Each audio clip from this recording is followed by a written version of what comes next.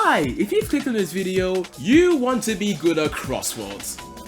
Or at least I'm assuming so, I have no idea. You've seen players completely gap you before and are wondering how they managed to get that fast while you're behind getting shrugged to oblivion. You don't want to do that anymore, so you came here to improve your skills and become one of the best Crossworlds players around. In any case, you've come to the right place.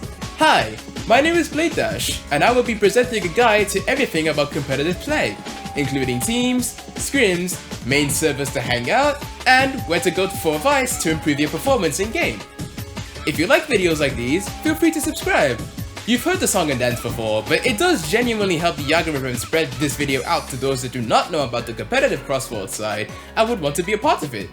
So, without further ado, let's start with the teams.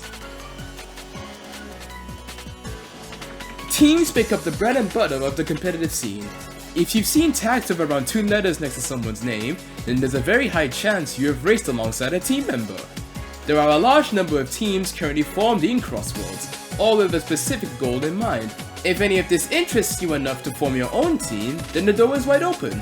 Teams are a great way to get to meet other enthusiastic players and make friends in the long term, and we are more than welcome to meet new challenges each day, providing opportunities for new players to experience the new environment that the competitive side brings to the table. With all this in mind, what exactly do these teams do? Why make them in the first place, if there isn't a way to play together officially other than in festivals? Well, here's your answer. Scrims are the general way teams compete together. There are 2 main formats used, 6v6 and 4v4s. 6v6s are between 2 teams of 6, with a larger emphasis on coordination between players, while 4v4s are between 3 teams of 4, providing a more balanced format to focus purely on team play.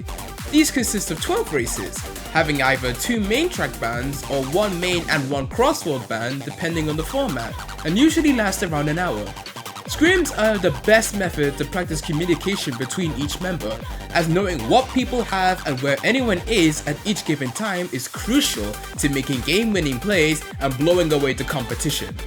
Over time, as you compete against rival teams, it also helps you discover weak spots between both them and your own, so taking advantage of an aspect they are not as good at, while also improving where you currently lack, can also grant you the upper hand in races and earn that victory. Now all this seems interesting, you may ask, but Blade, you're telling me all this crap I'm probably gonna forget in a day. Where do I go if I'm not in a team but still want to play competitive? Well, first off, second, I'll show you now.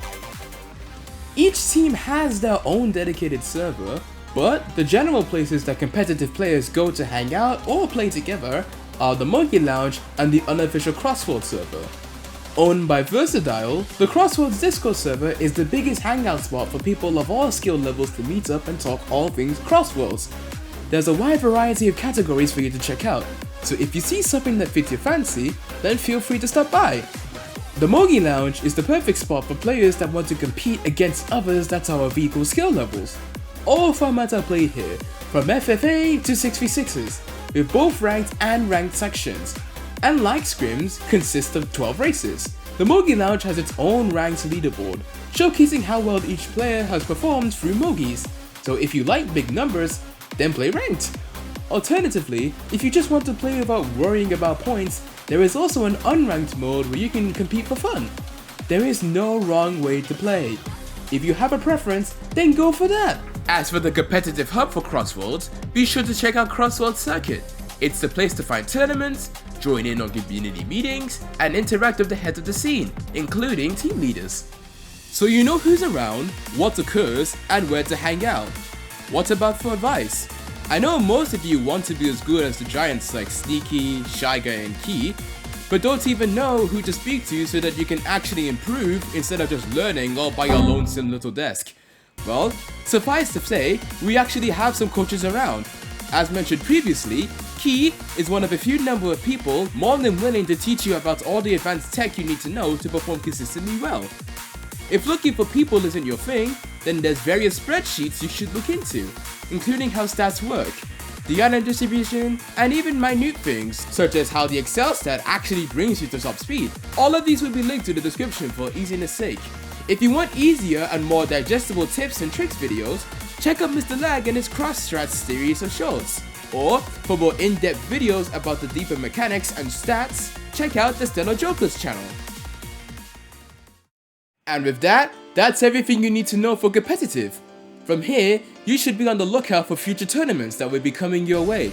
Common ones include Crossworlds Chaos, hosted in Lily Garden, Chronos Championship, hosted by Strikeface FGC, and many others that would be too long to list.